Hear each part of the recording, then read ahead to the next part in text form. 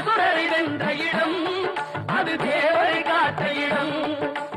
ஆவணி மாசியிலும் வரும் ஐப்பசி திங்களிலும் அன்பர் திருநாள் காணும் இடம், அன்பர் திருநாள் காணும் இடம். திருச்செந்தூரின் கடலோரத்தில் செந்தில் நாதன் அரசாங்கம் தேடி தேடி வருவோர்க்கெல்லாம் தினமும் கூடும் தெய்வாம்சம்.